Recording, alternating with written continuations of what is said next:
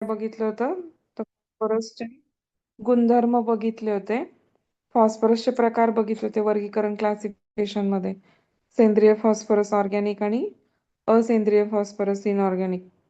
त्याच्यानंतर आपण त्याची काय बघितलं होतं की त्याचे कार्य काय आहे, त्याचं फंक्शन काय आहे पाहिलं होतं आपण. फंक्शन मध्ये पाहिलं होतं की दात आणि हाडे निर्मितीच्या बांधणीसाठी, कर्बोदके, स्निग्ध पदार्थ यांचे चयापचय होण्यासाठी, त्याचप्रमाणे कोएन्झाइम म्हणून पण फॉस्फरस काय करतं, ऍक्ट करतं. त्यानंतर रक्तातील काय करतं, आम्ल व अल्कलीचे संतुलन राखतं आणि द्रव पदार्थाचं जे काही प्रमाण आहे ते कायम ठेवण्याचं काम पण प्रामुख्याने कोण करतं, तर फॉस्फरस करतं. स्नायूंच्या कार्यावरती पण काय करतं, नियंत्रण ठेवण्यासाठी फॉस्फरस फार मोठ्या प्रमाणामध्ये उपयोगी पडतं. त्याच्यानंतर आपल्या शरीरामध्ये जे काही पेशी आहे त्याच्यामध्ये न्यूक्लियर प्रोटीन जे असतं किंवा न्यूक्लिक आम्ल जे असतं, तो पण एक प्रामुख्याने काय आहे, फॉस्फरसचा प्रामुख्याने घटक आहे. आणि त्याच्यावरूनच आपण काय करतो, त्याचा उपयोग आपल्याला सेल किंवा पेशींच्या न्यूक्लियस बनवण्यासाठी किंवा हे बनवण्यासाठी प्रामुख्याने आपल्याला होतो. आता पुढचं आपण बघणार आहोत की दैनिक आवश्यकता किंवा डेली काय आहे. हा, तुम्हाला मी काल सांगितलं होतं पण मला आठवत नसेल, तरी पण एकदा रिवाइज करू. तर नाही, 6 महिने, काल नव्हतं झालं. हा नव्हतं झालं ना. तर सहा नाही. महिन्याच्या बाळापर्यंत आपल्याला 250 ते 300 मिलीग्रॅम इतकं फॉस्फरस डेली लागतं. तुम्हाला मी सांगितलं की ICMR जे आहे, Indian council of medical and research, तर त्यांच्या मते साधारणतः 250 ते 300 मिलीग्रॅम इतकं आपल्याला फॉस्फरस काय लागतं, 6 महिन्याच्या बाळाला लागतं.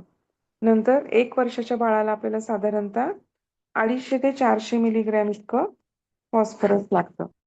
नंतर 1 ते 3 वर्षाच्या बाळाला आपल्याला 500 मिलीग्रॅम. नंतर 4 वर्षापासून ते साधारणतः 18 वर्षाच्या मुलांपर्यंत आपल्याला 700 मिलीग्रॅम इतकं आपल्याला काय लागतं, फॉस्फरस लागतं. आणि प्रौढ स्त्री व पुरुषांना 800 मिलीग्रॅम आणि गरोदर स्त्री आणि मातांना 1200 मिलीग्रॅम इतकं फॉस्फरस लागतं. आलं का लक्षात? तर आता कशा कशातून आपल्याला हे फॉस्फरस मिळणार आहे, आपल्याला साधने काय आहेत त्याच्यासाठी. तर दुधातून मिळतं, एग मधून मिळतं, मासे, मास्यामध्ये पण मोठ्या प्रमाणात असतं, दह्यामध्ये असतं, ताकामध्ये असतं. त्याच्यानंतर आपलं जे मलई विरहित दूध या दूध पावडर मध्ये पण असतं, चीज, पनीर, यातून पण भरपूर प्रमाणात आपल्याला फॉस्फरस मिळतं. नंतर डाळी, कडधान्ये, तृणधान्ये, बदाम, काजू यामध्ये पण मोठ्या प्रमाणामध्ये काय असतं, फॉस्फरस आपल्याला मिळतं. आता वनस्पती पदार्थातून म्हणजे आपल्याला जे काही फॉस्फरसची आवश्यकता पूर्ण होऊ शकते, म्हणजे सध्या 40 ते 60% हे आपल्याला काय मिळतं, वनस्पती पदार्थातून मिळतं. बाकीचं राहिलेलं आपल्याला प्राणी पदार्थातून आपण थोडं साधारणतः घेऊ शकतो. काही भाज्यामध्ये पण फॉस्फरसचं प्रमाण असतं. तर प्रामुख्याने आपल्याला जे काही फॉस्फरसचं प्रमाण आहे ते सगळ्यात जास्त आपल्याला चीज मध्ये दिसतं.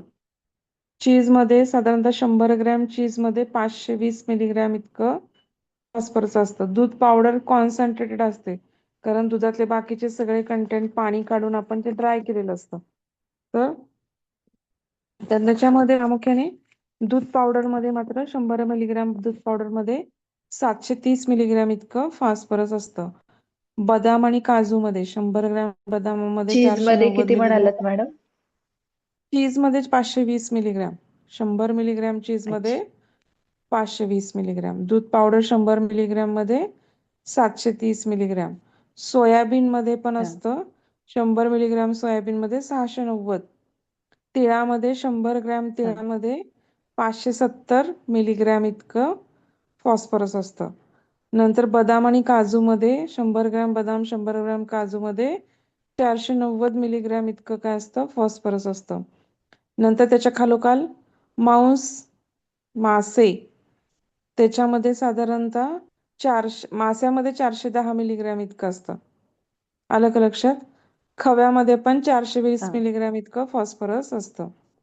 म्हणजे लक्षात आलं का, सगळ्यात जास्त आपल्याला दूध पावडर मध्ये दिसतं, त्याच्यानंतर आपल्याला सोयाबीन मध्ये दिसतं, त्याच्यानंतर आपल्याला सोयाबीन. चीज मध्ये दिसतं आणि खव्यात पण खव्यात, सॉरी चीजमध्ये दिसतं, नंतर बदाम काजूमध्ये दिसतं आणि तीळ. सगळ्यात शेवटी आपल्याला हा तीळ आणि गहू आणि सॉरी तीळ आणि मासे. मांस मास्यामध्ये परत हा. मांसमध्ये कमी आहे 240 ते, मास्यामध्ये आपल्याला साधारणतः 410. म्हणजे मी तुम्हाला रिच सोर्सेस सांगितले, बाकीच्या मध्ये पण आहे, पण मग ते 200 मिलीग्रॅम, 280, 130, 350. बाजरीमध्ये पण असतं हा. मोठ्या प्रमाणात, नाचणी आणि बाजरी. 350 मिलीग्रॅम इतकं नाचणी आणि बाजरीमध्ये आपल्याला फॉस्फरस आढळतं. हम्म बाजरीमध्ये हा. जास्त असतं, नाचणीमध्ये त्या प्रमाणात कमी आहे. हम्म तर आता फॉस्फरसचा जर अभाव झाला, हम्म तर आता खूप मोठ्या प्रमाणामध्ये फॉस्फरस कशात ना कशात थोड्या थोड्या प्रमाणात असतं, त्यामुळे शक्यतो आपल्याला कमतरता निर्माण होत नाही. परंतु समजा कधीतरी काय म्हणजे की कॅल्शियमची किंवा डी ची विटॅमिनची जर कमतरता झाली, तर त्यामुळे फॉस्फरस काय होणार नाही, संयोग पावणार नाही. मग त्यामुळे काय होतं की इव्हन आपले जर आम्ल ऍसिडिक पदार्थ आपण जास्त प्रमाणात घेत असतो, म्हणजे कोकाकोला ड्रिंक किंवा चहा, कॉफी, आम्लयुक्त पदार्थांचा जर आपल्या आहारामध्ये जास्त वापर होत असेल, तर फॉस्फरसच्या शोषणामध्ये काय होतो, अडथळा निर्माण होतो. आणि त्यामुळे काय होतं, फॉस्फरसच्या अभावी भूक न लागणे, थकवा येणे, दात वस्ती कमजोर होणे, हाडाचे जोड कडक होणे, लहान मुलांची शारीरिक वाढ खुंटणे इत्यादी गोष्टी प्रामुख्याने आपल्याला दिसून येतात. भूक न लागणे, थकवा येणे, दात व हाडांची वाढ नीट न होणे, हाडांचे जोड जोड कडक होतात, म्हणजे त्याला असं हे राहत नाही. लहान मुलांची काय होते, शारीरिक वाढ प्रामुख्याने खुंटते. तर हे सगळ्या कोणते? गोष्टी आपल्याला प्रामुख्याने आपल्याला दिसून येतात. तर आता आपण पुढच्या मिनरल बघणार आहोत, तर पोटॅशियम. आपण आता तुम्हाला सगळ्यांना माहित आहे की सोडियम, पोटॅशियम आणि क्लोरीन हे 3 इलेक्ट्रोलाइट्स आहेत आपल्या शरीरामध्ये. आपण जे ORS पितो, जुलाब झाल्यावर, उलटी झाल्यावर आपल्याला जे ORS देतात, तर त्याच्यामध्ये साधारणतः हे ORS मध्ये सोडियम, पोटॅशियम आणि क्लोरीन, तर हे तिन्ही गोष्टी किंवा तिन्ही मिनरल मोठ्या प्रमाणात असतात. जर पोटॅशियम डेफिशियन्सी असेल तर काय होतं, किंवा सोडियमचे आता आपण बघणारच आहोत. पण त्याच्यामुळे काय होतं की तुम्हाला समजा जुलाब झालाय, गॅस्ट्रो झालाय, तुम्ही उन्हाळ्यासारख्या खूप उन्हाळ्यात खूप जास्त तुम्ही पळालात, किंवा तर खेळाडूंना पण व्हायरस लागतं, तर इलेक्ट्रोलाइट इम्बॅलन्स होतो स्वेटिंगमुळे. घाम येऊन किंवा तुम्ही खूप आजारी आहात, तुम्ही सारखं सारखं तापाचं औषध घेतलं, ताप कसा कमी होतो, घाम येऊन कमी होतो. मग ताप कमी होताना घाम आल्यानंतर काय होतं की त्या स्वेटमधून तुमचे सोडियम, पोटॅशियम आणि क्लोरीन पण बाहेर पडतात. आणि मग बरेच जण म्हणतात की माझे पाय दुखतायत किंवा माझ्या पायाचे गोळे दुखतायत, मला थकवा आल्यासारखा जाणवतं, तर तो इलेक्ट्रोलाइट इम्बॅलन्समुळे आपल्याला तो थकवा मोठ्या प्रमाणात जाणवतो. म्हणजे गॅस्ट्रोच्या पेशंटमध्ये, अतिसार, डिसेंट्रीच्या पेशंटमध्ये, किंवा खूप उन्हाळ्याच्या ठिकाणी किंवा खेळाडूंमध्ये पण जर तुम्ही नाही योग्य प्रमाणामध्ये लिक्विड पिलं, किंवा वॉटर पिलं किंवा ORS पिलं, तर हे गोष्टी आपल्याला जास्त मोठ्या प्रमाणामध्ये जाणवून येतात. तर त्यात पहिल्यांदा पोटॅशियम जे आहे ते काय काम करतं, मेन त्याचं काम आहे ऍसिडॉसिस प्रतिबंधक. शरीरामध्ये जे काही ऍसिडिक रिएक्शन्स आहेत किंवा ऍसिडॉसिस होतात, त्या गोष्टींना प्रतिबंध करतं किंवा आळा घालतं. तर त्याच्यामध्ये पोटॅशियम हे प्रामुख्याने महत्वाचं आहे. तर हे सगळीकडे पोटॅशियम विखुरलेलं असतं आपल्या शरीरामध्ये, आणि पेशीसाठी अगदी सर्वात महत्वाचा किंवा अत्यंत आवश्यक घटक आहे. तर पेशीमध्ये किंवा आपल्या स्नायूंमध्ये, आपल्या RBC जे आहेत ना, लाल रक्तपेशी, त्यांच्यामध्ये, ह्या सगळ्यांमध्ये प्रामुख्याने आपल्याला काय आढळतं, पोटॅशियम आढळतं. तर प्रौढ व्यक्तीमध्ये साधारणतः 250 ते 275 ग्रॅम इतकं पोटॅशियम असतं, लक्षात घ्या. हम्म तर शरीरात हे पोटॅशियम कसं असतं, तर नुसतं पोटॅशियम स्वरूपात नसतं, तर ते क्लोरीनशी संयोग पावलेलं असतं. तर पोटॅशियमचा क्लोरीनशी संयोग होतो आणि पोटॅशियम क्लोराईड ह्या स्वरूपामध्ये आपल्या शरीरामध्ये ते आढळून येतं. तर पोटॅशियमचे गुणधर्म काय आहेत प्रामुख्याने, तर हा कसा असतो दिसायला, तर फिक्कट निळसर आहे. फिक्कट निळसर धातू आहे. तो निसर्गामध्ये प्रामुख्याने मुक्त स्वरूपात आढळत नाही. का आढळत नाही मुक्त स्वरूपात? कारण तो अतिशय क्रियाशील आहे. मग क्रियाशील असेल तर तो कशा ना कशाशी तरी संयोग पावतो, म्हणून तो कधीच एकटा सापडत नाही, कोणाच्या ना कोणाच्या कॉम्बिनेशन मध्ये सापडतो. आणि आपल्या शरीरामध्ये जे काही आपण ऊर्जा निर्माण करतो काम करण्यासाठी, पळण्यासाठी किंवा आपले डेली आपले आपले इव्हन ब्रश करणे, अंघोळ करणे सगळ्यासाठी ऊर्जा लागते आपल्याला. स्वयंपाक करणे, झाडणे, पुसणे, धुणे, कपडे घालणे किंवा आपण बाहेर ऑफिसमध्ये कामाला जाणे किंवा एखादी गोष्ट आपण टू व्हीलरवर, फोर व्हीलर चालवणे, सगळ्या गोष्टींच्या हालचालीसाठी आपल्याला ऊर्जा लागते. आणि ह्या ऊर्जा निर्माण जेव्हा तयार करायची असते तेव्हा त्या ऊर्जेचं निर्माण करण्याच्या प्रक्रियेमध्ये पोटॅशियम कॅटॅलिस्ट म्हणून काम करतो. कॅटॅलिस्ट म्हणजे काय? तर त्या रिॲक्शनचा वेग वाढवतो. समजा की एखादी रिॲक्शन आहे, तर ते रिॲक्शनच्या आरोवरती आपण जो काही कॅटॅलिस्ट असतो त्याचं संयुग लिहितो. आता पोटॅशियम असेल तर के प्लस आपण लिहून त्या बाणावरती के प्लस लिहितो. तर के प्लस काय करतं किंवा पोटॅशियम काय करतं, तर त्या रिॲक्शनचा वेग वाढवतं. पटकन त्या रिॲक्शनचा वेग वाढवतं म्हणजे काय? नॉर्मली समजा त्या रिॲक्शनला जर 15 मिनिटं 20 मिनिटं वेळ लागणार असेल तर ते कॅटॅलिस्ट ती रिॲक्शन 5 मिनिटातच कंप्लीट करतात. मग ते कॅटॅलिस्ट मग तुम्हाला ज्या वेळेस फ्लाईट आणि फाईट मोडमध्ये तुमच्या मागे वाघ लागलाय आणि तुम्हाला जोरात पळायचंय, मग ऊर्जा जास्त लागणार आहे. मग अशा वेळेस पोटॅशियम त्यांना काय करणार आहे? कॅटॅलिस्ट म्हणून काम करणार आहे आणि खूप फास्टपणे आपल्याला ऊर्जा मिळणार. त्याच्याबरोबर कॉर्टिसॉल रिलीज होतं. कॉर्टिसॉल रिलीज झालं, ॲड्रेनालिन रिलीज होतं. ॲड्रेनालिन रिलीज झालं की आपोआपच काय होतं की शुगर ब्लडमधली वाढवली जाते. सिम्पॅथेटिक नर्वस सिस्टम ऍक्टिव्ह केले तर तुमच्या हृदयाचे ठोके वाढतात. तुमच्या प्रत्येक स्नायूला शुगर पोहोचवायचं काम केलं जातं. अलर्टमध्ये राहतं. फास्ट तुमचे ऍक्शन्स होतात. ह्या सगळ्या गोष्टी घडून येतात. तर ह्या अशा वेळेस म्हणजे ऊर्जा निर्माण करायच्या प्रक्रियेमध्ये पोटॅशियम काय करतो? कॅटॅलिस्ट म्हणून आपल्याला प्रामुख्याने काम करतो. तर आता पोटॅशियमचं मुख्य कार्य काय किंवा आपल्याला का गरज आहे इतकी पोटॅशियमची? तर पोटॅशियम काय करतं? रक्तातील व पेशीतील आम्ल व अल्कलीचं संतुलन लागतं. म्हणजे रक्तामध्ये पण आम्ल आणि अल्कलाईन म्हणजे ऍसिड आणि अल्कलाईनचं संतुलन लागतं आणि पेशींमध्ये पण सेल्युलर लेवलला पण आम्ल व अल्कलीचं संतुलन राखण्याचं काम कोण करतं? पोटॅशियम करतं. कारण पोटॅशियम स्वतः कसं आहे? अल्कली गुणधर्म वाढवते. त्यामुळे आम्लपित्त कमी करण्याचे काम कोणामुळे होतं? प्रामुख्याने पोटॅशियममुळे होते. कुणाला काही अडचण आहे का? हं, ठीक. हृदयाची गती नियमित करण्यासाठी आता आपल्या हृदयाचे काही ठोके ठराविक वेगाने समजा 72 पर मिनिट पडतात साधारणतः. मग ते व्हेरिएबल असू शकतात. कुणाचे 80 असू शकतात, कुणाचे 82 असू शकतात, कुणाचे 76 असू शकतात. पण साधारणतः आपण 100च्या पुढे चालले तर ते हायपर म्हणजे ह्याच्यामध्ये तर ते चांगली गोष्ट नाही. तर आपण मग ती पोटॅशियमची आपल्या ह्या हृदयाची गती नॉर्मली राहावी म्हणून पोटॅशियमची पण प्रामुख्याने आपल्याला आवश्यकता असते. कारण तिला कंट्रोल करायचं काम किंवा तिला मदत करायचं पल्सेशनला काम कोण करतं? तर पोटॅशियम करतं. मांसपेशी आणि स्नायूंची क्रियाशीलता वाढवतं. आपल्या ज्या काही मांसपेशी आहेत शरीरामधल्या आणि त्यांचे स्नायू त्यांची क्रियाशीलता वाढवण्याचं काम पण कोण करतं? प्रामुख्याने पोटॅशियम करतं. नंतर आपल्या शरीरामध्ये जे काही हार्मोन्स आहेत त्यांच्या स्त्रावाला चालना देण्याचं पण काम कोण करतं? पोटॅशियम करतं. म्हणजे सगळ्या हार्मोन्समध्ये आपल्या शरीरामध्ये बऱ्यापैकी हार्मोन्स आहेत. तर म्हणजे इव्हन स्त्रियांमध्ये फॉलिकल स्टिम्युलेटिंग हार्मोन आहे, लिओटोनायझिंग हार्मोन आहे, प्रोलॅक्टिन हार्मोन आहे किंवा आपल्याकडे इस्ट्रोजिन असतं स्त्रियांमध्ये. पुरुषांमध्ये टेस्टोस्टेरॉन आलं. तर इव्हन ॲड्रिनालिन आलं, कॉर्टिसोल आलं दोघांच्या मध्ये पण. ग्रोथ हार्मोन आहे आपल्याकडे पिट्युटरी ग्लँड पासून रिलीज होणारा. तर ह्या सगळ्या हार्मोन्सचं काम हे कारण सगळा आपल्या शरीरात हार्मोन्सचा मोठा खेळ असतो. हार्मोन जर तुमचे थोडे पण इरेग्युलेट झाले तर तुमची हेल्थ ढासळायचं काम. इव्हन थायरॉइड म्हणजे T3, T4, TSH thyroid stimulating hormone असू दे.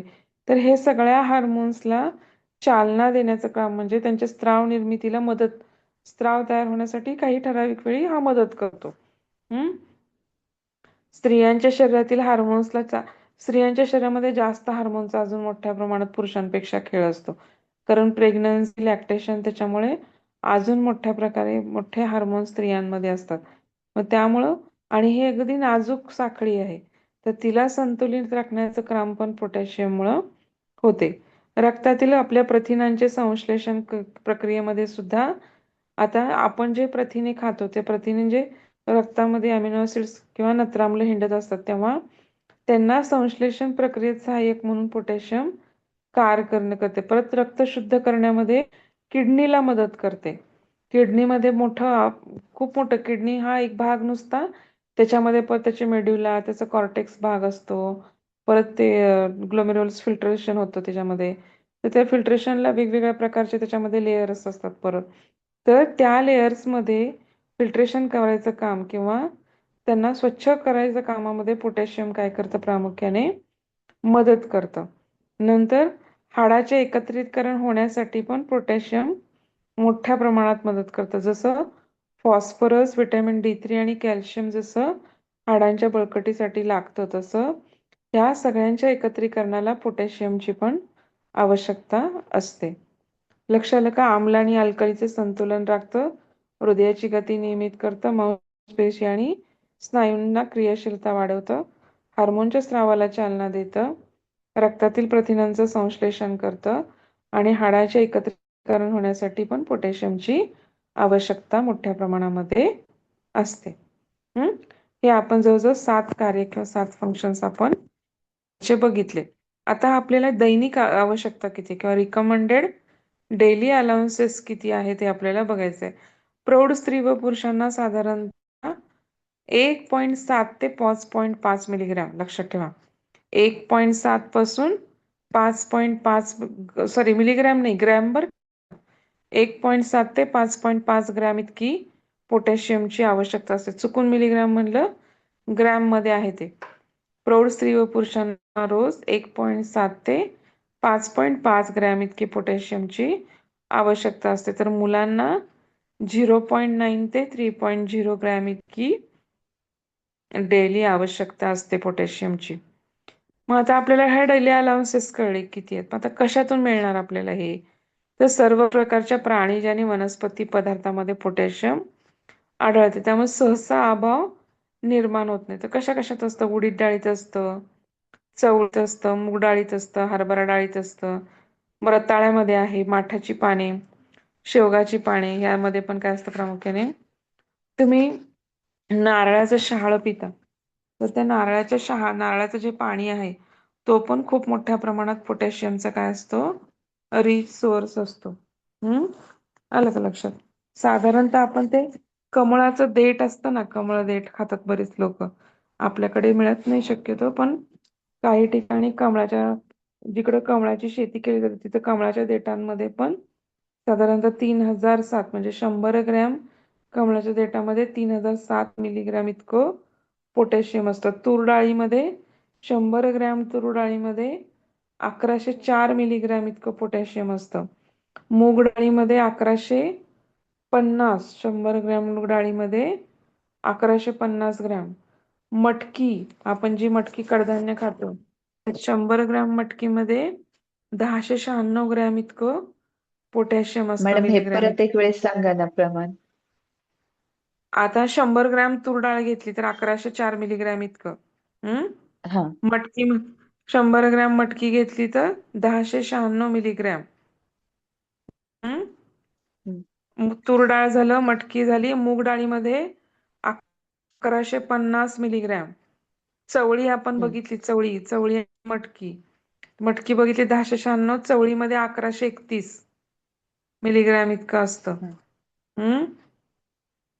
नाचणीमध्ये 408 इतकं असतं, 100 ग्रॅम नाचणीमध्ये. कमळ देठ जर 100 ग्रॅम घेतले तर त्यात 3007 मिलीग्रॅम इतकं पोटॅशियम आपल्याला आढळून येतं. जर्दाळूमध्ये 100 ग्रॅम जर्दाळूमध्ये 450 मिलीग्रॅम इतकं आपल्याला आढळून येतं. आणि सुरण जे खातात काही लोक, त्यांना 100 मिलीग्रॅम सुरणामध्ये 550 मिलीग्रॅम पोटॅशियम असतं. बाकीचे पण बटाट्यामध्ये, रताळ्यामध्ये, सगळ्यांमध्ये असतं, शेवग्याच्या पानात पण ते साधारणतः 200 ते 350, 400 एवढ्याच्या दरम्यान असतं, त्याच्यापेक्षा जास्त नाही.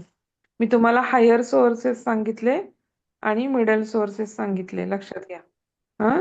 बाकी पपईमध्ये, वांग्यामध्ये, आलू बुखारमध्ये, आवळे, खरबूज, आंबा, लिंबू सगळ्यात असतं साधारणतः 200 ते 300 मिलीग्रॅमच्या मध्ये. ह्या सगळ्यांमध्ये बऱ्यापैकी आपल्याला सापडतं. आता आहारामधून बऱ्याच गोष्टीमधून आपल्याला पोटॅशियम मिळतं.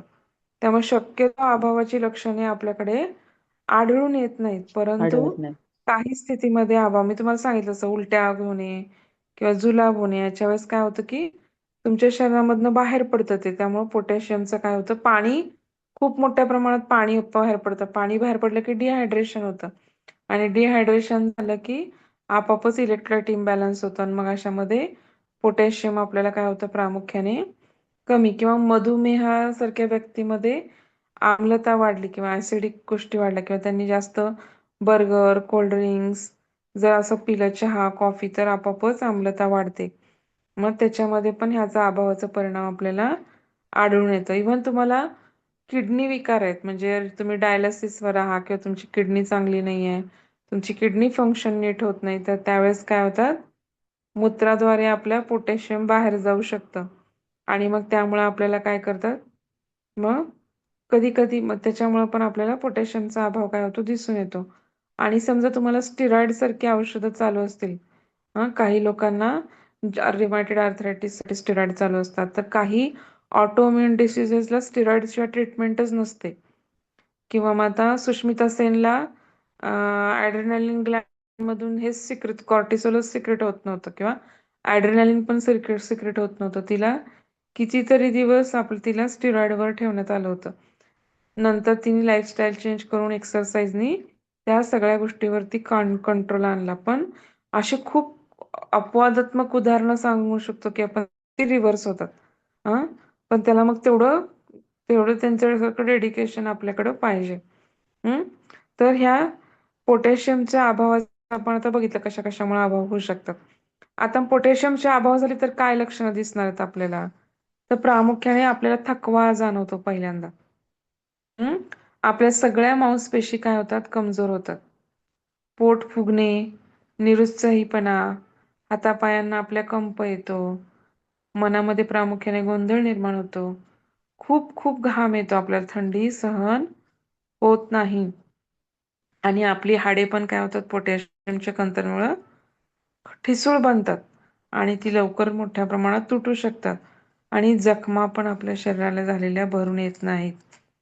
पहिलं थकवा येतो, कमजोर होतात मांसपेशी, पोट फुगतं, उत्साह राहत नाही, निरुत्साहीपणा येतो, हातापायांना कंप सुटतो, मनामध्ये गोंधळ निर्माण होतो, खूप घाम येतो, थंडी सहन होत नाही आणि आपली हाडे प्रामुख्याने मोठ्या प्रमाणामध्ये काय दिसतात आपल्याला कमकुवत दिसतात आणि त्याच्यामुळे ती तुटली असता पण लवकर बरी होत नाहीत.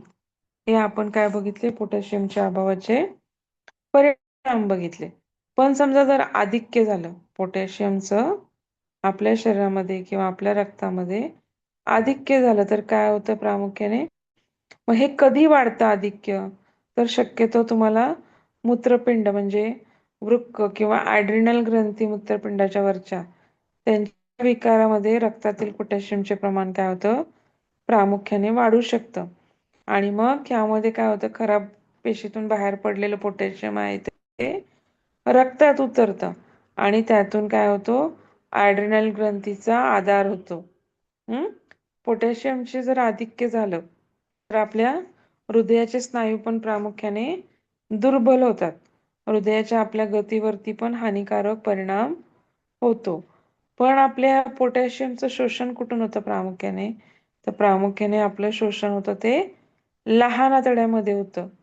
मग उत्तम ज्यांचं आरोग्य आहे त्यांच्या मलमूत्रातून अगदी थोड्या प्रमाणामध्ये पोटॅशियम बाहेर टाकलं जातं. परंतु ज्यांच्यामध्ये पाचक रसाचं प्रमाण किंवा पाचक रसामध्ये पोटॅशियमचं प्रमाण जास्त असतं ते परत पुन्हा आतड्यातनं शोषलं जातं आणि त्याच्यामुळं काय होतं की प्रामुख्याने त्याचा उपयोग आपल्याला होतो. खूप घाम आला तर आपण पोटॅशियम कमी होतं पण एवढं मोठ्या प्रमाणामध्ये ऱ्हास होत नाही त्वचेद्वारे, अगदी थोड्या प्रमाणामध्ये ऱ्हास होतो, हे लक्षात घ्या. आता आपण ह्याच्यामध्ये कुणाला काय अडचण आहे का पोटॅशियम मध्ये, नाही ना. नाही आता मॅडम. आपण पुढचं इलेक्ट्रोलाइट बघतोय किंवा पुढचं मिनरल बघतोय सोडियम. आपण पहिलं फॉस्फरस कॅल्शियम बघितलं, मग फॉस्फरस बघितलं, फॉस्फरस नंतर आपण पोटॅशियम बघितलं, पोटॅशियम नंतर आपण आता सोडियम बघतोय.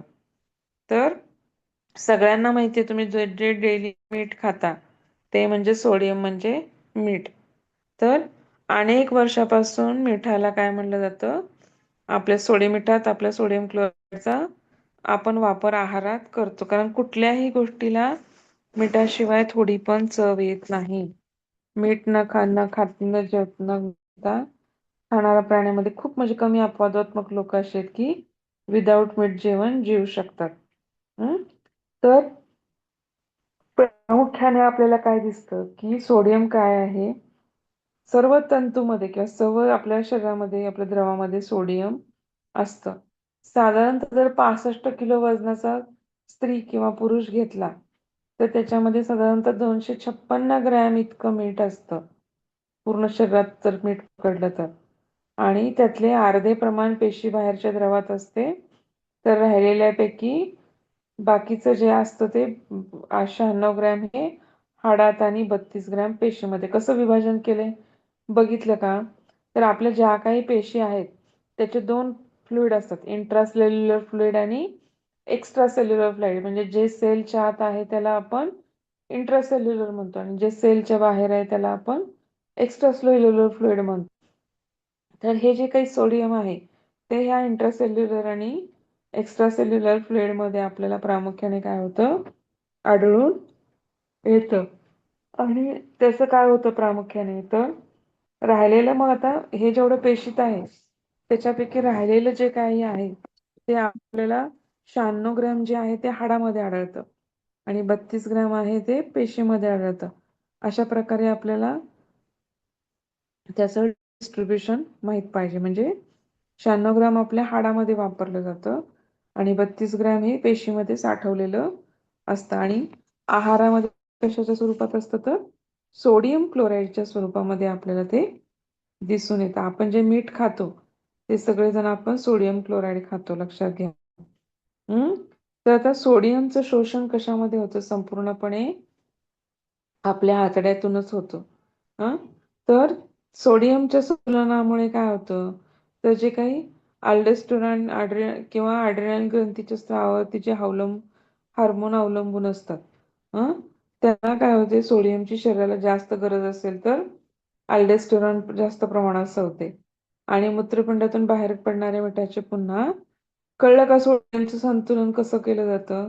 तर जे काही ॲड्रिनल किंवा ॲड्रिनलमध्ये अल्डोस्टेरॉन जो हार्मोन आहे तो काय करतो, जेव्हा जेव्हा शरीराला सोडियमची जास्त गरज असेल तेव्हा तेव्हा हा अल्डोस्टेरॉन जास्त स्रवतो आणि जास्त स्रवलं तर काय होतं, मूत्रपिंडातून बाहेर पडणाऱ्या मिठाचं परत शोषण केलं जातं आणि ते परत आपल्या शरीरामध्ये काय केलं जातं, प्रामुख्याने वापरलं जातं. अशा प्रकारे काय करतो आपण, सोडियम ॲब्झॉर्प्शन परत रिॲब्झॉर्ब केलं जातं आणि अशा प्रकारे त्याची उणीव भरून काढायला आपल्याला काय करतं, प्रामुख्याने अल्डोस्टेरॉन हा ॲड्रिनल ग्रंथीचा हार्मोन काय करतो, मदत करतो. आलं का लक्षात?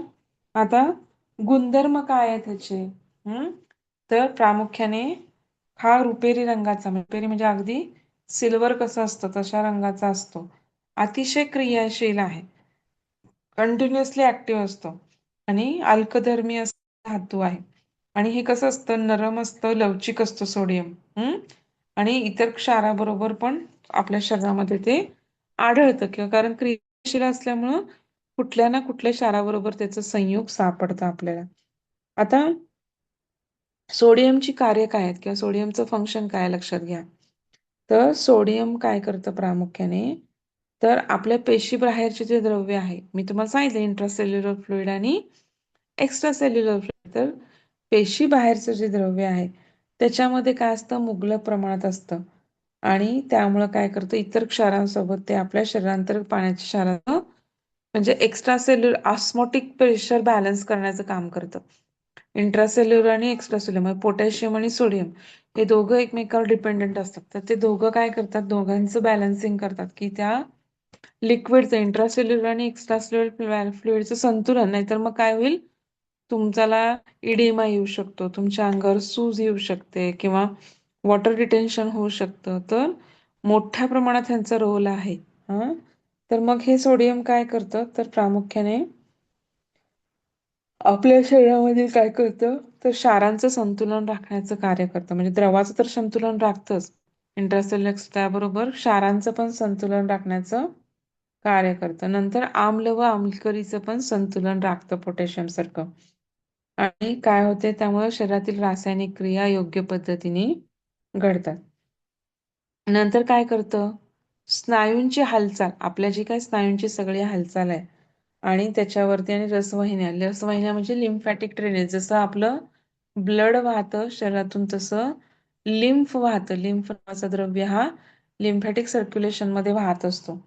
तर त्यांना पण मदत करायचं काम किंवा त्याच्या कार्यावरती नियंत्रण ठेवायचं काम कोण करतं, तर प्रामुख्याने सोडियम करतं. आणि शरीरामधून जे काही मलमूत्र आणि स्वेद बाहेर पडतो, तर घामाच्या रूपाने होणाऱ्या पाण्याच्या ऱ्हासावरती काय करतं, हे नियंत्रण ठेवतं. खूप मोठ्या प्रमाणात पाण्याचा ऱ्हास शरीरामधून होऊ देत नाही. ग्लुकोजच्या शोषणासाठी आणि इतर पोषक घटकविषयांच्या अंतर्पान वाहून नेण्यासाठी आपल्याला सोडियमची आवश्यकता असते. थोडक्यात काय तर शोषणासाठी आणि वहनासाठी. कारण सगळ्या गोष्टी आतपर्यंत पूर्ण ऑब्झर्व्ह व्हायसाठी वाहून न्यावं लागतात आणि ते वाहून नेण्याचं काम करतं प्रामुख्याने सोडियम करतं. नंतर आपला रसार्कषक मी तुम्हाला सांगितलं ऑस्मोटिक प्रेशर मेंटेन करणे, एक्स्ट्रासेल्युलर आणि इंट्रासेल्युलर फ्लुइड पेशीमधलं एकत्र म्हणजे ते बॅलन्स करणे ते दोघांचा रेशो. तर त्याला म्हणतो आपण ऑस्मोटिक प्रेशरला रसा आकर्षक दाब. हम्म तुम्ही बघता की तुम्ही योगामध्ये जलनेती करता मिठाच्या पाण्यामध्ये. का करता जलनेती? तर मिठाचा गुण आहे की तो वॉटर ॲब्झॉर्ब करून घेतो सगळीकडनं आणि मग आपल्या ज्या नाकामध्ये म्युकसमधून जे काही बाकीचे टॉक्झिन्स आहेत ते सगळे आपण काय केले जातात, जेव्हा आपण मिठाचं पाणी जलनेतीला घेतो तेव्हा ते आपल्या सगळ्या म्युकसमधून आपल्या पार नाकाच्या त्वचेपासून ते आपल्या स्टमकच्या आतल्या म्युकोसापर्यंत ते काय करतं, मोठ्या प्रमाणामध्ये काय करतात हे पाणी किंवा ॲब्झॉर्ब करून घेतात आणि मग काय होतं, सगळे टॉक्झिन्स त्या पाण्यातून किंवा त्या ह्याच्यातून आपले बाहेर पडतात. तसंच हे मलमूत्र आणि घामाच्या पण रूपाने होणाऱ्या ऱ्हासावरती नियंत्रण करतं. पाणी बाहेर जास्त फेकू देत नाही. पाणी जर जास्त बाहेर फेकलं की ते तुम्हाला डिहायड्रेशन होण्याची शक्यता मोठ्या प्रमाणामध्ये वाढते. त्यामुळं प्रामुख्याने ऑस्मोटिक प्रेशर मेंटेन करण्यासाठी आपल्याला याचा उपयोग होतो. आणि हृदयाची गती नियमित ठेवण्यासाठी पण काय होतं, आपल्याला प्रामुख्याने पोटॅशियमचा उपयोग होतो. आपले जे काही हृदयाचे ठोके पडतात त्यांची गती पूर्णपणे, नाहीतर मग त्याच्यामध्ये पण पाल्पिटेशन म्हणजे खूप मोठ्या मोठ्या धडधड धडधड आवाज येणे किंवा टॅकिकार्डिया म्हणजे पल्स 100 पेक्षा पण जास्त होणे, मोठ्या प्रमाणामध्ये 120 130 होणे किंवा मग अजून बरेच आपल्याला त्या हार्टच्या दृष्टीने किंवा इरेग्युलर हार्टबीट असतात. म्हणजे आपल्या सगळ्यांच्या हार्टबीट लईत पडतात. पण ज्यांना काही हार्ट प्रॉब्लेम आहे किंवा ज्यांना काही अडचण आहे, तर त्यांना काय होऊ शकतं, की मोठ्या प्रमाणामध्ये काय होतं, की ह्या हार्टवरती त्याच्या गतीवरती पण परिणाम आपल्याला जाणवून येतो. आता हे जे काही सोडियम आहे, हां, त्याची आपल्याला दैनिक आवश्यकता किती आहे? किंवा आपल्याला रिकमेंडेड डेली अलाउन्सेस जे आपण म्हणतो, ते किती आहेत साधारणतः? तर प्रामुख्याने सोडियमची दैनिक आवश्यकता ही आपल्या ठिकाणच्या हवामानावर तसेच ऋतुमान, शारीरिक म्हणजे गरज लागण्याची आवश्यकता, या सगळ्यावरती प्रामुख्याने काय असतं, अवलंबून असतं. परंतु तरी पण जर काढायचं म्हटलं तर सोडियमची दैनिक आवश्यकता ही प्रामुख्याने 5 ते 10 मिलीग्रॅम इतकी असते. आणि उष्ण कटिबंधातील जे लोक आहेत, ज्यांच्या शरीरामधनं खूप मोठ्या प्रमाणामध्ये घाम वाहून जातोय, तर अशा लोकांना पण काय होतं, की सोडियमचा ऱ्हास काय होतो, जास्त प्रमाणामध्ये जाणवतो. त्यामुळे किंवा उष्णकटिबंधीय म्हणजे आता आपण विषुववृत्तीय प्रदेशाच्या जवळ, विषुववृत्तीय रेखेच्या जवळ राहतो, म्हणजे आपण उष्णकटिबंधात येतो. तर अशा वेळेस हळूहळू काय होऊ शकतं, की तर त्यांना घामाद्वारे काय होऊ शकतं, पोटॅशियम बाहेर पडू शकतं, परंतु सोडियम बाहेर पडू शकतं. परंतु अशा वेळेस त्यांना डिफिशियन्सी होण्याची, जर त्यांनी पाणी पिलं नाही किंवा सोडियम खूप मोठ्या प्रमाणात बाहेर पडलं, तर त्यांना मग इलेक्ट्रॉल किंवा पोटॅशियम किंवा साधं लिंबू सरबत जरी पिलं तरी ते कमी व्हायला मदत होते. तर उष्ण कटिबंधातील व्यक्तीसाठी काय सोडियमची दैनिक आवश्यकता किती आहे? तर प्रौढ पुरुष आणि प्रौढ स्त्रिया यांना प्रामुख्याने 10 ते 15 ग्रॅम इतकी आपल्याला काय असते, आवश्यकता असते. त्याच्यानंतर आपण जर समजा बघितलं की मध्यम श्रम ग्रॅम का करणारे मिलीग्रॅम? मिलीग्रॅम, नाही सॉरी, ग्रॅम मध्ये हा 10 ते 15 ग्रॅम. अच्छा. हं तर नंतर 12 वर्षांच्या मुलांमध्ये आपल्याला 5 ते 10 ग्रॅम इतकं आढळून येतं. डेली अलाउन्सेस मध्ये गरज असते. गरोदर स्त्रियांमध्ये किंवा प्रारंभिक उत्तरावस्था किंवा स्तनदामातामध्ये साधारणतः 15 ग्रॅम इतकी आपल्याला आवश्यकता असते. तर हे तुमचं काम काय आहे, तुमच्या कामाचं स्वरूप काय आहे, तुम्ही कशात एसी मध्ये कंटिन्यू बसत असाल तर तुम्हाला घामच येणार नाही. तर मग तुम्ही काय, कुठलं एन्व्हायरमेंट आहे त्याच्यावरती तुमची ही पोटॅशियमची आवश्यकता किंवा निरावश्यकता ठरू शकते. तर आता सोडियमची हे आवश्यकता. आता ह्याची प्राप्तीची साधने काय आहेत सोडियमची? तर मीठ माहिती तुम्हाला, आपण सगळेजण टाटाचं मीठ खातो कारण ते आयोडीन युक्त आहे म्हणून. मग आता वेगवेगळ्या प्रकारची बरीच मीठ आले समुद्रामधून, ही मिठाची मिठागरं तयार केली जातात आणि त्याच्यातून परत ते फॅक्टरीमध्ये नेऊन त्याच्यामधनं केमिकल इम्प्युरिटीज काढून पांढरं शुभ्र मीठ आपल्या ह्याला येतं. पण आता आपण हे जे वापरतो ते बऱ्यापैकी सोडियम क्लोराईडचं मीठ. आपण आता बाकीचं मग ह्याच्यामध्ये प्रामुख्याने सर्व पदार्थांमध्ये पण सोडियम असतं, लक्षात घ्या.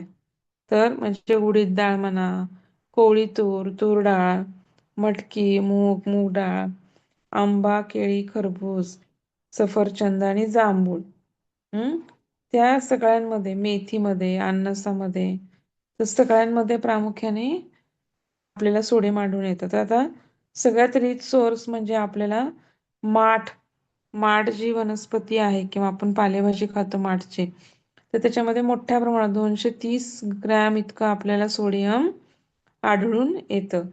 त्याच्यानंतर मेथी किंवा आपण जे काही अननस करतो किंवा म्हणजे मेथीची भाजी करतो, तर तिच्यामध्ये 100 ग्रॅम मेथीमध्ये 75 मिलीग्रॅम इतकं काय असतं, सॉरी 75 ग्रॅम ग्रॅम मिलीग्रॅम एवढं साधारणतः आपल्याला काय आढळतं, तर सोडियम आढळतं. तर कुठले कुठले मेन सोर्स झाले? मेथी मेन सोर्स झाला. त्याच्यानंतर गाईच्या दुधामध्ये 73, गाईचे दूध पण आपल्याला सोडियम मोठ्या प्रमाणात असतं. गाईच्या दुधामध्ये पण आढळतं. नंतर खरबुजामध्ये 104 मिलीग्रॅम इतकं आढळतं. त्याच्या पाठोपाठ उडीद डाळ, नंतर तूर डाळ, कोवळी डाळ, मटकी डाळ, मूग डाळ, ह्या सगळ्यांमध्ये साधारणतः 28 ते 34च्या आसपास आढळतं आपल्याला. आलं का लक्षामध्ये? आणि कमळ देठ जे आपण म्हणतो, कमळाचं देठ, तर त्याच्यामध्ये पण साधारणतः 438 इतकं आपल्याला कॅल्शियम आढळून येतं. म्हणजे 100 ग्रॅम जर सुके देठ घेतले कमळाचे तर त्याच्यामध्ये आपल्याला 438 ग्रॅम इतकं आपल्याला काय आढळतं, प्रामुख्याने सोडियम आढळतं. आता जर सोडियमची डेफिशियन्सी झाली तर काय होऊ शकतं? आता कमतरता तर होणार नाही, कारण आपण मिठाशिवाय तर जेवण जेत नाही. काही जण तर खारट खारट खायची सवय असते. इव्हन आपण जे लेज, कुरकुरे आता सध्या वापरतो, तर ह्याला बऱ्यापैकी खारटपणा जास्त असतो. चाट मसाला, पादेलोन, जिरेपूड, धनेपूड किंवा आपलं हे सगळं मोठ्या प्रमाणामध्ये करून खारट केलेलं असतं ते. ते खारटचं पण जसं साखरेचं क्रेविंग असतं तसं खारट खाण्याचं पण लोकांना क्रेविंग असतं. तर मग त्यामुळे शक्यतो सोडियमची कमतरता निर्माण होत नाही. परंतु काही कारणामुळे, समजा जास्त घाम आला आहे किंवा मूत्रविकार आहेत, तुम्हाला काहीतरी किडनीचे आजार आहेत किंवा औषधामुळे तुमचं पण कधी कधी सोडियमचं काय होतं, तो अभाव निर्माण होऊ शकतो. मग अभाव झाला तर काय होतं आपल्याला, तर घाम येतो, खूप खूप मोठ्या प्रमाणात घाम येतो. मळमळणे, अशक्तपणा येणे, तहान लागणे, हातपायाला गोळे येणे, भूक कमी लागणे, मानसिक थकवा येणे, रक्तस्राव कमी होणे, या किंवा शरीरामधील आल्मला आणि अल्काचं संतुलन बिघडणे, ह्या गोष्टी आपल्याला समजून घ्यायच्यात किंवा लक्षात घ्यायच्यात. काय येतात अभावाचे परिणाम? खूप घाम येतो, मळमळतं, अशक्तपणा येतो, थकल्यासारखे वाटते, हातपायाला गोळे येतात, भूक कमी होते आणि मानसिक थकवा येतो. रक्तदाब कमी होतो आणि शरीरात आम्ल व आणि अल्कलीचं संतुलन काय होतं प्रामुख्याने बिघडतं. हे झाले अभावाचे परिणाम. आता समजा आधिक्य झालं. तर तुम्हाला सोडियम तुम्हाला सगळ्यांना माहिती आहे की जर सोडियम मोठ्या प्रमाणामध्ये घेतलं तर हायपरटेन्शन होण्याचे चान्सेस असतात. त्यामुळे आपण म्हणतो हायपरटेन्शनच्या सगळ्या पेशंटला आपण सांगतो की मीठ बंद करा किंवा मीठ कमी करा. ही सगळ्यांना आपण सांगितलेली पहिली सूचना असते. त्याच्यानंतर प्रामुख्याने काय होतं की आहार तयार करताना आपण मिठाचा वापर करतोच. त्यामुळे काय होतं शरीरामध्ये बऱ्याच मोठ्या प्रमाणात सोडियम जातं. मग त्यामुळं काय होतं शरीरामध्ये सूज यायला लागते. पाणी कारण सोडियम काय करतं रसाकर्षण आणि वॉटर रिटेन्शन करतं शरीरामध्ये. पाण्याचा ऱ्हास होऊ देत नाही. आणि मग सगळ्या शरीराला काय होतं इडिमा येतो किंवा सूज येते प्रामुख्याने. रक्तदाब वाढतो, पित्ताचा त्रास वाढतो. हम्म तर त्यामुळे घातक परिणाम टाळण्यासाठी प्रामुख्याने आपण पहिल्यांदा मीठ बंद करायचं. नंतर खारवलेले आपले शेंगदाणे म्हणा किंवा फुटाणे म्हणा किंवा खारवलेली बिस्किट म्हणा किंवा खारवलेले मांस चिकन ह्या अंडी ह्या सगळ्या सुकी फळे ह्या सगळ्या खाद्यपदार्थांचा आपण काय केलं पाहिजे वापर टाळला पाहिजे. आलं का लक्षात?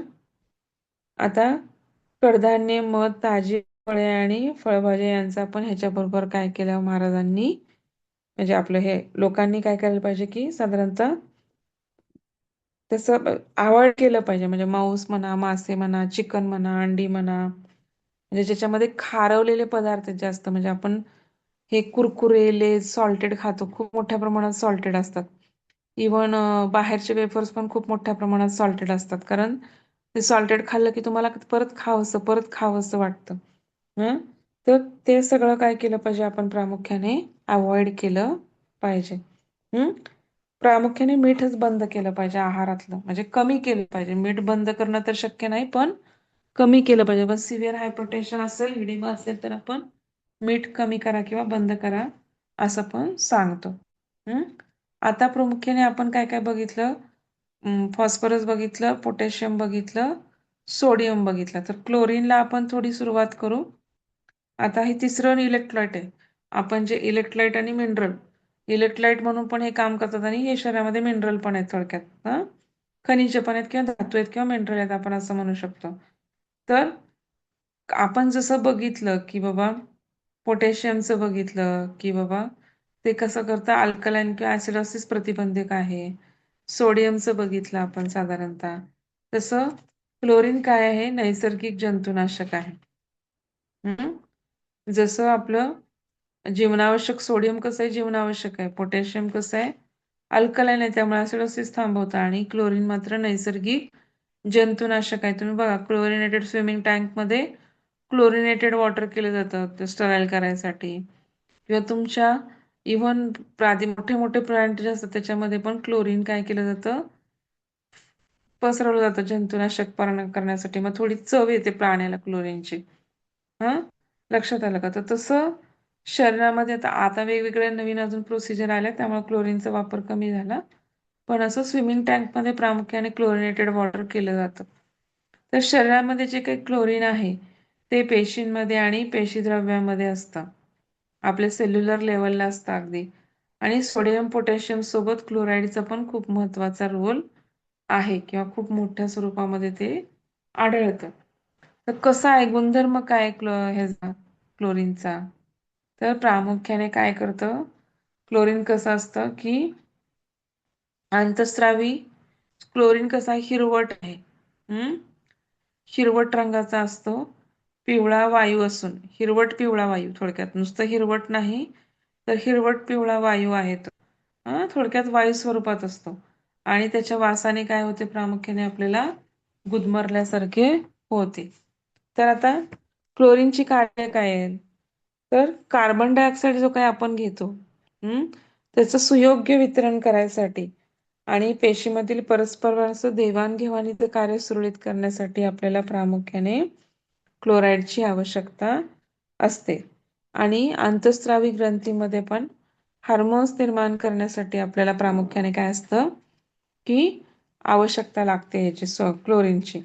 आलं का लक्षात? कार्बन डायऑक्साईड आपण जे शरीरात आपण काय करतो ऑक्सिजन घेतो, कार्बन डायऑक्साईड वायू सोडतो. परंतु कार्बन डायऑक्साईड वायू पण शरीरामध्ये काय असतो, थोड्या प्रमाणामध्ये असतो. तो काही सगळा बाहेर टाकला जात नाही. तर ह्या कार्बन डायऑक्साईड वायूच्या सुयोग वितरण एका ठिकाणी कमी, एका ठिकाणी जास्त नाही. तर सगळीकडे सेम वितरण करण्यासाठी आणि पेशीमधील देवाणघेवाणीचे कार्य सुरळीतपणे, कारण देवाणघेवाणीचं काय काम असतं, तर ऑक्सिजन घेणे आणि कार्बन डायऑक्साईड वायू परत कॅपिलरीज मध्ये टाकणे, कॅपिलरीतनं ते अल्वेलामध्ये जाणे, अल्वेलामधून ते लंगमध्ये जाणे किंवा फुफ्फुसामध्ये जाणे आणि फुफ्फुसामधून रक्त शुद्ध होऊन परत ते हृदयाकडे येणे, असं काम प्रामुख्याने ते चालू असतं.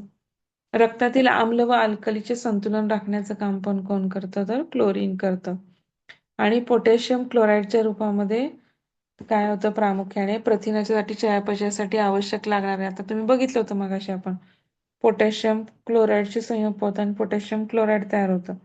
तर ह्या ठिकाणी पण काय होतं की प्रामुख्याने आपल्याला काय करतं ते, की प्रथिनांच्या पचनासाठी उपयोग करतं. प्रथिनांचं जे पचन व्हायचंय तर त्यासाठी आपल्याला काय करतं, हायड्रोक्लोरिक ऍसिड जे लागणारे स्टमकमध्ये जे असतं किंवा आपल्या जठरामध्ये हायड्रोक्लोरिक ऍसिडचा स्त्राव होतो, तर त्याचं जे काही जठरामध्ये हायड्रोक्लोरिक ऍसिड निर्माण करण्याचं कार्य आहे ते पण आपल्याला क्लोराईडनी काय होतं, सोपं जातं किंवा क्लोराईडमुळे ते तयार होतं. आता स्त्रियांमध्ये आणि पुरुषांमध्ये प्रौढ किती गरज आहे आपल्याला, साधारणतः 300 ते 900 मिलीग्राम इतकी काय असते, आवश्यकता असते. लक्षात घ्या. मुलांना 160 ते 500 ग्रॅम इतकी आवश्यकता, म्हणजे मिलीग्रॅम इतकी आवश्यकता, 60 ते 500 मिलीग्रॅम लक्षात घ्या. आणि पहिलं पण 300 ते 900 मिलीग्राम हे प्रौढ स्त्रिया आणि पुरुषांमध्ये, आणि लहान मुलांमध्ये 160 ते 500 मिलीग्राम इतकं क्लोरीन आपल्याला प्रतिदिन काय असतं, आवश्यक असतं.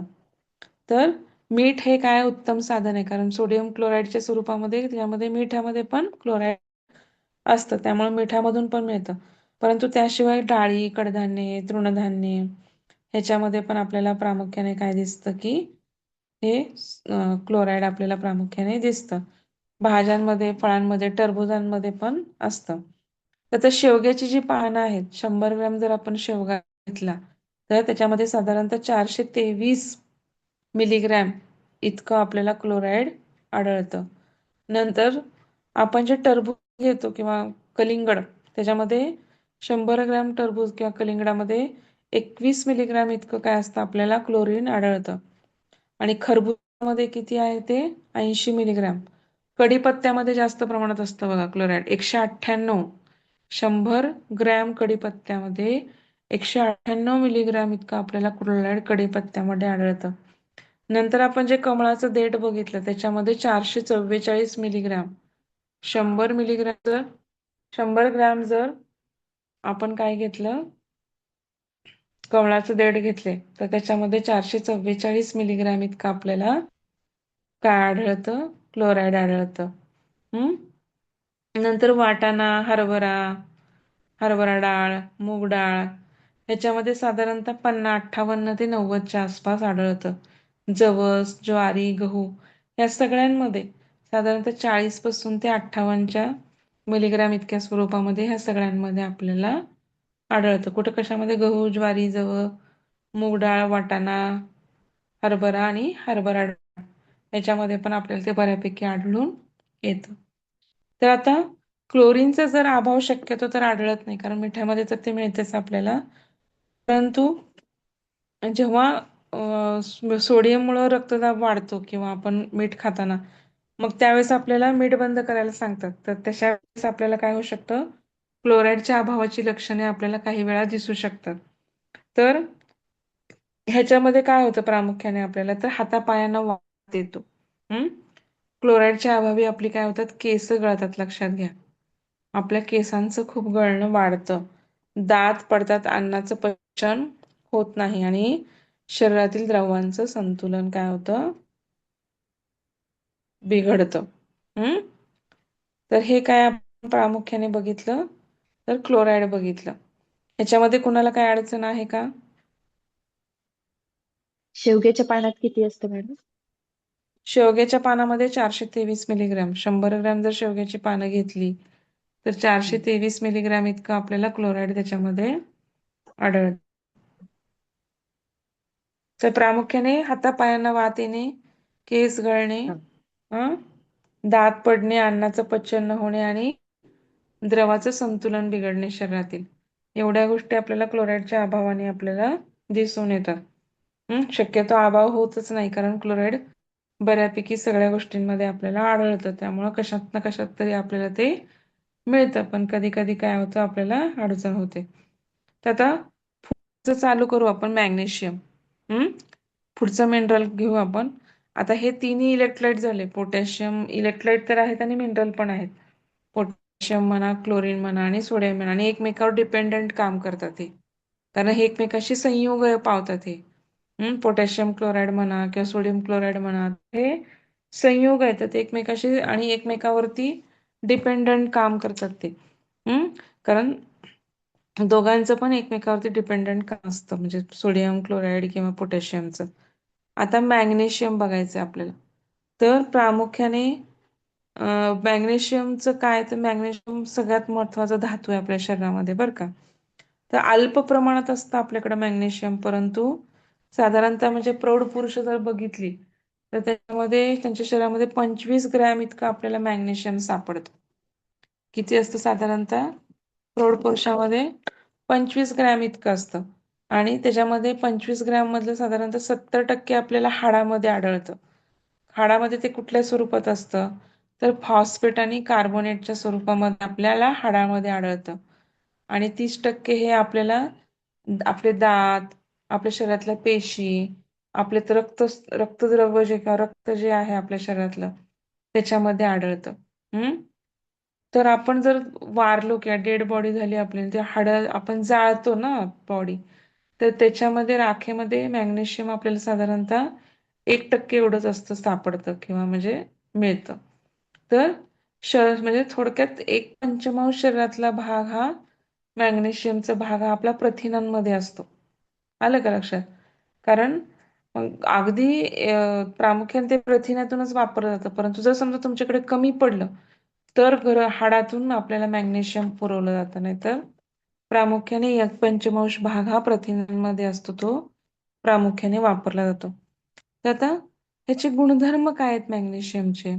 गुणधर्म जरी तुम्ही लक्षात नाही ठेवले तरी कार्य मात्र विसरू नका बरं का सगळ्यांचे.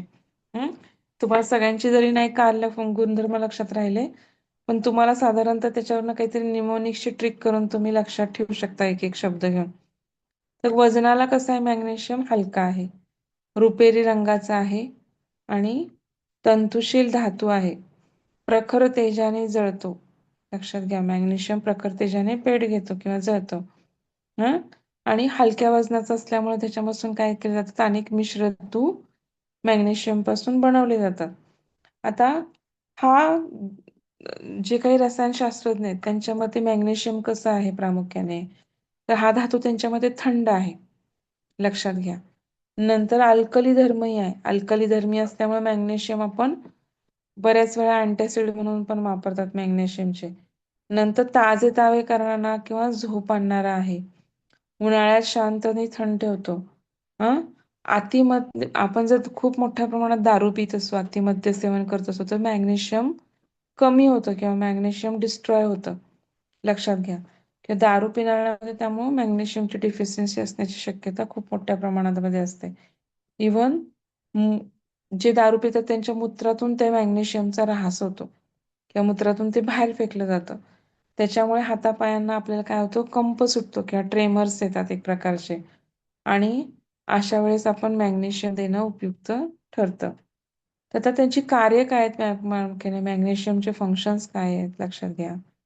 तर आपल्या सगळ्या मांसपेशींना, आपल्या शरीराचे जेवढे काही स्नायू किंवा मांसपेशी आहेत त्या सगळ्यांना ऊर्जा देणं, म्हणजे त्यांना एक प्रकारचं इंधन पुरवणं किंवा त्यांच्या क्रियावरती नियंत्रण ठेवण्याचं काम पण प्रामुख्याने मॅग्नेशियम करतं.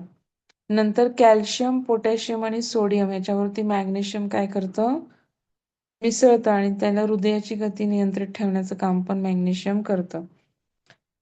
कॅल्शियम आणि फॉस्फरसचं चयापचय व्हायसाठी किंवा मेटाबॉलिझम व्हायसाठी पण आपल्याला, किंवा त्यांच्या शोषण होण्यासाठी आपल्याला मॅग्नेशियमची आवश्यकता असते.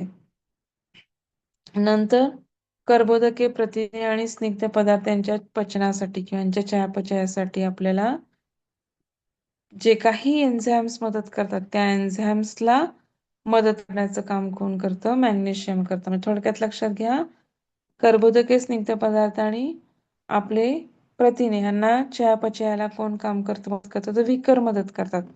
तर ह्या विकरांना पण मदत करण्याचं काम कोण करतं? तर मॅग्नेशियम करतं. नंतर थायरॉइड ग्रंथी जी आहे शरीरातली तिची क्रियाशीलता पण मॅग्नेशियम वरती अवलंबून असते, लक्षात घ्या. जर अंतस्रावी ग्रंथी आणि मॅग्नेशियमचा खूप मोठ्या प्रमाणामध्ये परस्पर संबंध असतो. अलीकडे तर नवीन शास्त्र हे झालंय की मॅग्नेशियम जर डेफिशियन्सी असेल तर तुमचं मानसिक स्वास्थ्य बिघडतं.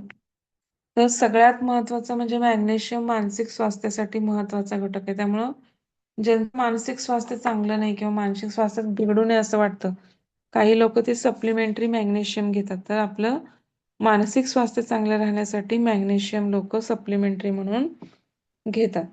हं? पण कारण का तर बऱ्याच अंतस्रावी ग्रंथीचं कार्य अवलंबून आहे प्रामुख्याने. नंतर आपल्या मानसिक पण बऱ्याच गोष्टी किंवा मॅग्नेशियमच्या अभावी चिडचिड होणे, राग येणे किंवा नेहमी इरिटेबल असणे, तर हे मॅग्नेशियम डिफिशियन्सीमुळे आपल्याला जास्त जाणवून येतं. तर त्यामुळं मॅग्नेशियम प्रामुख्याने आपल्याला काय केलं पाहिजे? सप्लिमेंटरी म्हणून पण लोक घेतात. नंतर आपल्यामध्ये जी काही जीवनसत्व ब आणि ई आहे तर त्यांच्या मॅग्नेशियमच्या मदतीने काय केलं जातं? ती उपयोगात आणली जातात. मॅग्नेशियम त्यांना उपयोगात आणण्यासाठी किंवा उपयोगात आणून घेण्यासाठी मदत करतं. नंतर आपलं जे लेसिथिन आहे, जे काही प्रथिन, त्याच्यामध्ये आपल्याला प्रामुख्याने मॅग्नेशियमची आवश्यकता असते. आणि आपल्या शरीरामध्ये जे काही कोलेस्ट्रॉल निर्माण होतं त्याच्यावरती नियंत्रण करायचं काम पण प्रामुख्याने कोण करतं? मॅग्नेशियम करतं. तर त्यामुळे मॅग्नेशियम काय करतं? ॲथेरोस्क्लेरोसिस नाही झालं व्हेनमध्ये किंवा प्लाक जमा नाही झाले किंवा कोलेस्ट्रॉल जमा नाही झालं तर त्याच्यामुळे आपलं काय होतं की धमन्यांचं काठिण्य काय होतं? होणं टाळलं जातं. नाही तर ते प्लाक जमा झाले की त्यांचं इलॅस्टिसिटी कमी होते आणि काठिण्य यायला लागतं आणि मग त्यावेळेस काय होतं की बाकीचे रेझिस्टन्स जाणवतं. मग हायपरटेन्शन, ब्लड प्रेशर हे आजार आपल्याला दिसून येतात. तर मॅग्नेशियमची दैनिक आवश्यकता सर नाहीत आले ना? ओके, आलेत आले का? ओके सर, आले ठीक आहे. बंद करू, पुढचं घेऊ पुढच्या लेक्चरला आपण. ठीक. Thank you madam.